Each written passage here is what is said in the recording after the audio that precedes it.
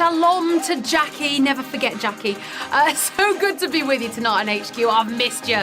It's Sean Welby here. I've got so much to tell you. I honestly don't know where to start. I'm very excited about this. Two huge announcements to make tonight. I think you're going to be very excited about both of them. But I don't want you to peak too soon. We need to concentrate. We've got a game in hand tonight. So first, let me remind you about Extra Lives. Now, you know that moment when you've come so far. You've used that raw brain power, you're cooking on gas, and then it comes out of the blue. Pulls a rug from under you. It's that question that just completely bamboozles you. That is the time. Extra Life is priceless. It really comes in handy.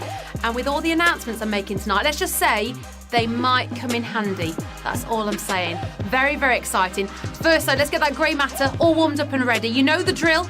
You've got to answer all 12 questions correctly, and you can win or split a glorious £1,000. Oh, so good you have to sing it. Who knows what might happen? It's only a Tuesday. You know, our brains aren't quite into gear yet, so who knows? Might not be many of you left by the time we reach question 12, but of course, there is only one way to find out. Let's go on to Q1. The dish made by baking sausages in a Yorkshire pudding is also known as what? Frog in a crater, newt in a tunnel, toad in the hole.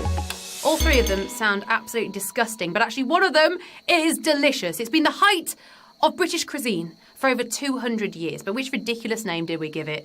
Well, a bit like Wind in the Willows, it's Toad in the Hole. Classic. I love it. And so does 81,000 of you by the looks of it. Very well played, getting that one right. Over the years, the meat that they've used in it has varied from rump steak, lamb's kidney to even pigeon. Thankfully, though, never toad. Let's just stick with the sausages. And talking of sausages, how about this for an announcement? We are doing a last person standing show, 9 p.m. this Sunday. It's going to be called The One, and it means one player will win £5,000. No sharing, no splitting the cash. How are we going to do it? We're going to keep asking questions till there's literally only one of you left. It is going to be amazing. Imagine getting your hands on that kind of money at this time of year as well. I mean, that is a massively upgraded Christmas present list, isn't it? So excited for that. Okay, let's crack on. Q2 in Friends. Ross accidentally says which name at the altar instead of Emily? Happy Gilmore, Voldemort, Rachel. Do we have any Friends fans in the house? You'll remember this iconic moment. Yeah, I mean, name dropping he who shall not be named, it's a bad idea at the best of times, let alone at a wedding. But actually, Ross, he went even worse here. There was nothing happy about this. He said his ex's name, Rachel. No! But who was there to watch it? Well, at least 79,000 of you were getting that one right. Oh, it was literally one of those seat of your pants moments. And back in 98, viewers had to wait 4 months to see what happened next. But now you can skip straight to season 5 on Netflix in 4 minutes. #blessed. Okay, you ready then? Shall we have the second announcement of the evening? Do you remember during the summer when we did those World Cup games every time England played and you loved them? Well, we listened. You want more sport? So you shall have more sport. Starting this Sunday at 2 p.m, HQ Sports UK starts. It's a brand new show with a brand new presenter. He's called Tyler West. He's absolutely lovely. You're going to love him. You're going to love it. It is going to be so exciting. Right, Q3. Which of these events took place in the 1920s? Wall Street crash, Tulip Mania, dot-com bubble. All three of them caused absolute carnage, but which one are we looking for here? Time's up. If you went for the dot-com bubble, I'm afraid you're actually 7 decades early. No, it sent the whole of America into a Great Depression. It was, of course, the Wall Street crash. But did you know it? Yeah, 73,000 of you getting that one right. So, the crash started on a Thursday. It carried on through Friday, Saturday, didn't chill on Sunday, and by the following Tuesday, the stock market had completely collapsed. Personally, I prefer Craig David's version. On to Q4. The WWE is associated with which sport? Water polo, weightlifting, wrestling. Do we have any fans of the sport in the house tonight? We'll soon find out. Okay, time is up. Well, I'll tell you now, there's definitely some weightlifting involved, but the WWE is actually focused on what happens after that. Get ready to rumble. It's wrestling. But did you know? 72,000 of you did. Very well played, yeah. WWE, it stands for World Wrestling Entertainment. And I tell you now, it is pure entertainment, Googling old pictures of The Rock wearing polo necks and bum bags. Iconic. On to Q5. Well done if you got this far. See a few of you using those extra lives. What did I tell you? It pays off. The Royal Mail released a stamp collection celebrating which of these bands in 2016? Led Zeppelin, Pink Floyd, Queen. This is literally a stamp collector's dream. But which band was featured? Now, we all know Liz has got her face on every single stamp, but her namesake have yet to feature. Yeah, delivered via the dark side of the moon, the answer I'm looking for is Pink Floyd. Did it catch you out? Oh, it's the first savage question. I can see why you might have gone for Queen. 40,000 of you did. It would make sense, wouldn't it? But no, it was Pink Floyd. The stamps actually celebrated 50 years of those legendary rockers, iconic performances, and even iconicer album covers. You can actually get 6 for a tenner on eBay. Had a quick look. Okay, on to Q6. What does a light year measure? Time, sound, distance. Cast your mind back to science lessons. Bit of space trivia for you. What does a light year measure? Now, I'm no Stephen Hawking, but I do know that sound isn't the answer here. No, put the clocks down and get the rulers out. It measures distance. Did you go for it? Yes. Very impressed. 19,000 of you did. Yeah, 1 light year is actually equivalent to about 9.5 trillion kilometres. That would take quite a while to clock up on Runkeeper, and you would get a lot of blisters, so I don't advise it. Okay, let's do some shout-outs then, because it's been lovely being back and getting all your messages. Hello to the Net 6 5-a-side team playing along tonight, to K-Hubs, Jeremy and Zeus are playing. Mark Morgan says, Sean is your top fan. I should definitely get one. There you go, Marky. Shout out to Paul, Lisa, Donna and Kev playing as a team tonight. Adam Fowler and his 9 p.m. crew. Emmy, you get a shout out because you sent me loads of smiley faces. That made me happy. Big Drew, hello to you. And the final shout out has to go to Beza, to Beric, who's doing an 80s trivia night this Thursday at 9 p.m. He wanted to remind you because he's going all out. He's going to be in costume. I won't give too much away, but he's literally living his best life and you won't be disappointed. Okay, on to Q7. Which of these locations in the British Isles is not an island? Innismore, Fair Isle, Barry Island. Which of these locations is not an island? Well, Innismore is an island off the coast of Ireland, but who isn't surrounded by sea? I'll tell you what, it's the epitome of false advertising. It's not fair. It might have caught you out. It is Barry Island. That's what I was looking for. Oh! Actually didn't catch a lot of you out. 11,000 of you got that one right. Some Welshies in the house tonight. Big up the Welshies. Yeah, Barry Island is actually a part of mainland Wales where everyone who lives there has to be called Barry. The last part isn't true. On to Q8. Ricky Gervais gave his first American TV acting performance in which of these programmes? Curb Your Enthusiasm, Entourage, Alias. Yeah, Ricky Gervais, he pops up all over the shop.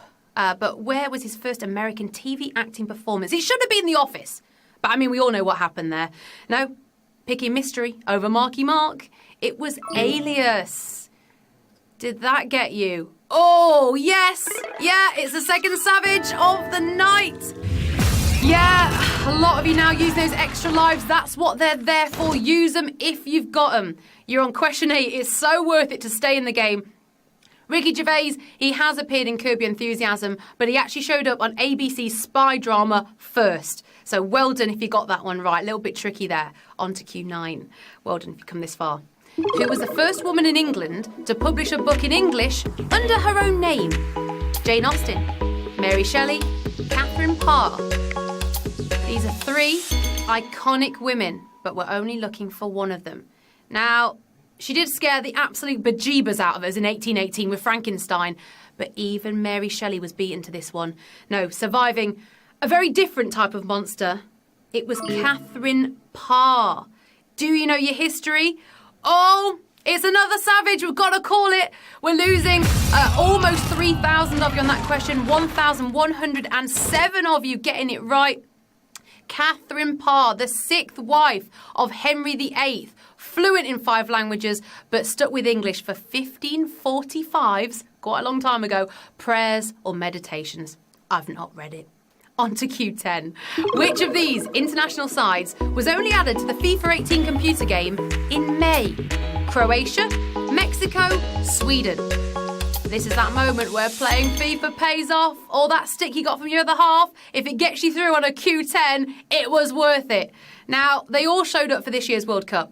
Who were considered such a long shot they weren't even included in FIFA 18 until an update months after the release. Talk about underdogs. It's Croatia! You'll know this if you're a FIFA fan. 748 of you getting it right. Yeah, as you'll remember from the World Cup, Croatia went from FIFA rejects to World Cup finalists in just 2 months. I don't know, never underestimate them, eh? On to Q11. Well done. A few of you using those extra lives. Stay in the game, let's get you through. In the early noughties, the Empire State Building was illuminated green to celebrate which of these? Popeye, the Hulk, Shrek. Were you in New York in the noughties and did you spot it? Well, the Hulk may have helped save the city back in 2012. Who were they celebrating, though, back in 2004? Somehow, he actually makes Shrek look sexy. It's Popeye. But did it catch you out? Yes, it did. It's another savage question. I can see why the green would make you think of Shrek. Of course, it would make you think of the Hulk. But did you think spinach, Popeye, green? That's what it was all about. It was celebrating Popeye's 75th birthday, and the iconic building stayed green for a whole weekend. Well, whew, I hope you've had your spinach, because we are now sailing into the final round. As I can see a few of you using those extra lives on a Q11, that is how you do it. Come on. As far as we possibly can, on to Q12. I'm keeping my fingers crossed. Sting was considered for a major part in which of these 80s movies? The Terminator, Tron, Blade Runner. Sting, the singer. But which of these movies was he considered for a major role? I mean, it's funny, Sting, never underestimate him. He pops up all over the place. He's actually got a ton of acting credits on IMDb. But let's be honest, Sting has mostly played the role of Sting. However, he actually turned down a proper role for this one. Yeah, he said hasta la vista to time-travelling pest control. It was the Terminator. Who turns down the Terminator? Whoa, 79 of you. Very good. Well played.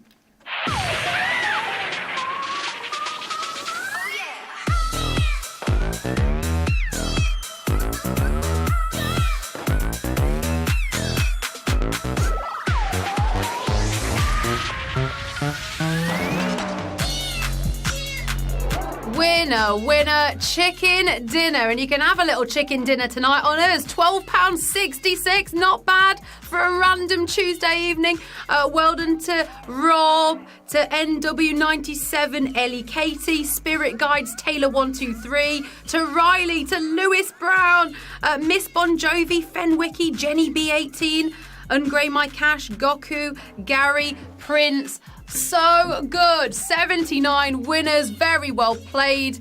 There were some tricky ones in there tonight. If you use those extra lives, that is what they're there for, getting you through to the very end. There is nothing like winning a little bit of moolah on a random Tuesday evening. And if anything, the biggest buzz is actually just getting here. Very few have ever done it. And when you actually think we start with thousands of you to end up on 79, well done. Absolutely nailed it. I'm Sean Welby. You can find me on Insta and Twitter and Facebook. I've got the same username because who's called Sean Welby? It's the most random name ever. And remember, this Sunday, do not miss the one. It's that epic new game. One person will win $5,000 guaranteed. And the next game, if you can't wait, is tomorrow night with me at 9 o'clock in the evening. Another chance for you to get your hands on £1,000. Best of luck. Enjoy the rest of your evening. And remember, if you're frustrated because you didn't win today, banging your head against a brick wall for 1 hour burns 150 calories.